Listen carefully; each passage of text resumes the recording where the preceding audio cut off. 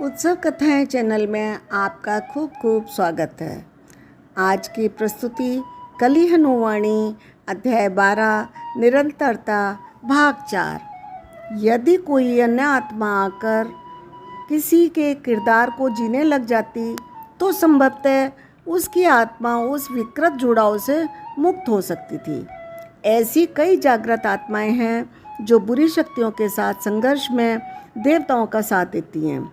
जब आपने जागृति विन्यास पर महारत हासिल कर ली है तो आप अपनी इच्छानुसार किरदार बदलने के योग्य हो जाते हैं और देवताओं के सहायक बन जाते हैं। दीर्घा ऐसी ही एक सहायक आत्मा थी। दीर्घा जब सुलोचना के उपचार के कार्य पर लगने वाली थी तब मैंने उसे चेतावनी दी, हे दीर्घा, आप एक ऐसे किरदार से जुड़ने जा रही हो जो भावनाओं की तीव्र ज्वाला में जल रही है। आप एक ऐसे किरदार को जीने जा रही हो जो अभी अभी मानव जीवन के सबसे भयानक अनुभव में से होकर गुजरी है। इसलिए हो सकता है कि आप उससे जुड़ते ही अपनी जागृति खो बैठें। एक बार आपका जागृति विन्यास शून्य पर आ जाएगा तो आप भूल जाएंगी कि आप दीर्घा हैं। आप भूल जाएंगी कि आप एक ऐसी आत्मा हैं जिसने केवल उपचार के उद्देश्य से सुलोचना के किरदार में प्रवेश किया है। आप स्वयं को सुलोचना मानने लगेंगी।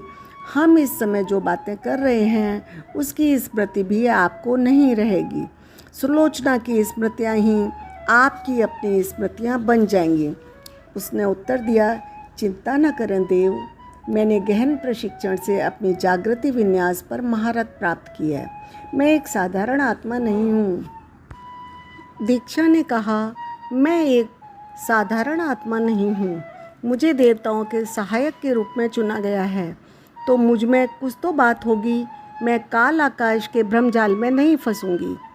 मैंने उससे कहा, अहंकार की इसी अंतिम परत को न खोल पाने के कारण ही आप देवताओं के सहायक होने के स्तर पर अटक गई हैं। यदि आप अपनी लिंग कुंजी की यह अंतिम परत भी खोल लेती तो या तो आप मोक्ष प्राप्त कर लेती या देवत्व को प्राप्त हो जाती। सुलोचना के उपचार का कार्य प्रारंभ करने से पहले आपको अपने जागृति विन्यास को ऊपर नीचे करने का अभ्यास कर लेना चाहिए। मेरा सुझाव है कि आप अभ्यास के तौर पर स्वप्न लोक और मानव लोक के कुछ दृश्यों में प्रवेश करें। यदि आप सुलोचना के किरदार में फंस गईं तो मैं आपको जागृत करने के लिए स्वप्न लोक के दृश्यों का उपयोग करूंगा। और हाँ, कार्य शुरू होने से पहले श्री विष्णु का आशीर्वाद लेना न भूलना। सभी सावधानियां बरतने और आशीर्वाद लेने के पश्चात दीर्घा ने सुलोचना की पहचान धारण कर ली। एक विशेष दैवीय व्यवस्था के तहत उसने सुलोचना का उपचार प्रारंभ किया। एक सप्ताह के भीतर सुलोचना को चेत आ गया और कुछ ही महीनों के भीतर वह मानसिक रूप से भी स्वस्थ हो गई। जब उस भयानक घटना की स्मृतियाँ सुलोचना के मन से धूमिल हो गईं, दीर्घा का कार्य समाप्त हो गया। सुलोचना की आत्मा की अपने किरदार के प्रति घृणा समाप्त हो गई, इसलिए वह वापस अपने किरदार को धारण करना चाहती थी। परंतु दीर्घा सुलोचना का किरदार छोड़ने को तैयार नहीं थी। वह अपने जागृति विन्यास पर पकड़ खो बैठी थी। उसकी जागृति शून्य हो चुकी थी। काल आकाश के भ्रम में फंसकर उसने स्वयं को सुलोचना मानना शुरू कर दिया था।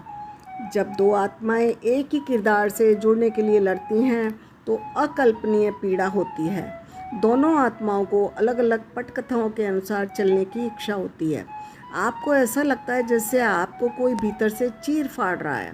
ऐसा लगता है आपके भीतर कोई विस्फोट होने वाला है। चिल्लाने से भी कोई राहत नहीं मिलती है।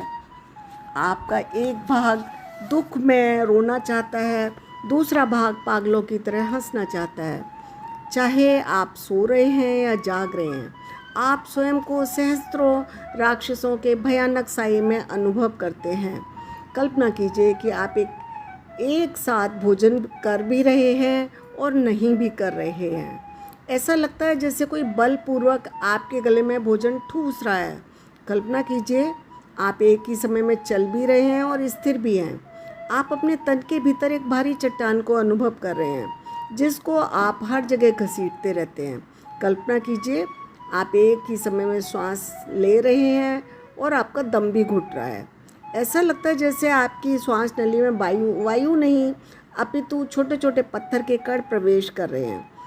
आपकी पलकों को हिलाना भी महाभारत लगता है। शांति का एक एक पल नहीं, विश्राम का एक भी क्षण नहीं।